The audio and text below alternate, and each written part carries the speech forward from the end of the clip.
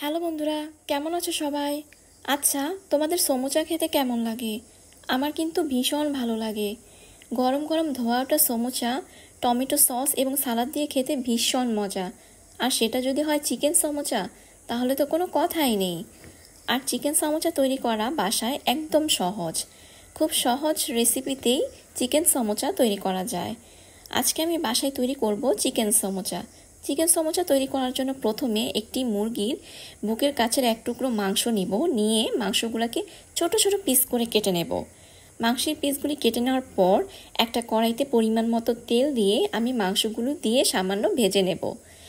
মাংসের পিসগুলো ভেজে নেওয়ার পর এবার একে একে এতে আমি আদা বাটা, রসুন বাটা, সামান্য মশলার গুঁড়ি, তারপর জিরা গুঁড়ি এবং সামান্য পরিমাণ ধনে গুঁড়ি দিয়ে নেব। এবার আরও কিছুক্ষণ হওয়ার পর্যন্ত আমি অপেক্ষা করব। তারপর আমরা দিব গাজর কুচি। গাজর কুচি দিলে কালারটা দেখতে খুব ভালো লাগে। গাজর কুচি দেওয়ার পর দিয়ে নিব পেঁয়াজ।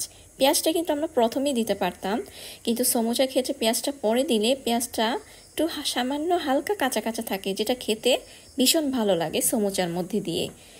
তো আমি পেঁয়াজ কুচি দিলাম, তারপর কাঁচামরিচ কুচি দিলাম। এরপর কিছুক্ষণ নাড়াচাড়া করার পর এবার আমি সামান্য পরিমাণ সয়া সস এবং টমেটো সস মিক্স করে একটা বাটিতে, তারপর আমি আমার ওই যে সমোসার পুর সেটাতে আমি ঢেলে নেব।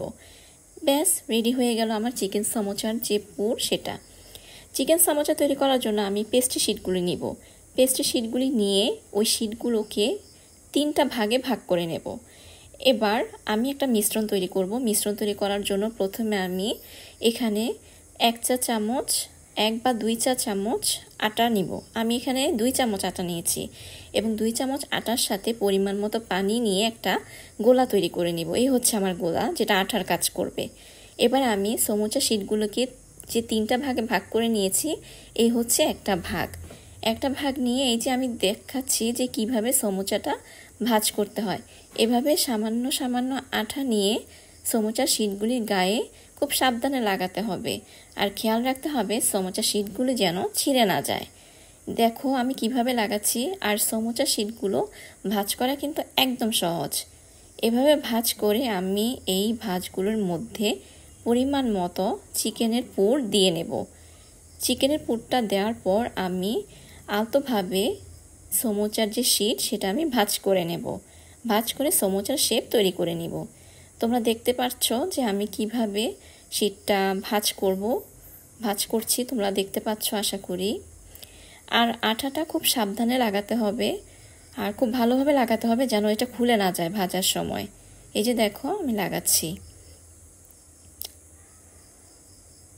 ব্যাস আমার সমোসার রেডি। এভাবে আমি একে একে বাকি যে সমোসাগুলো, সেই সমোসাগুলোও আমি তৈরি করে নেব।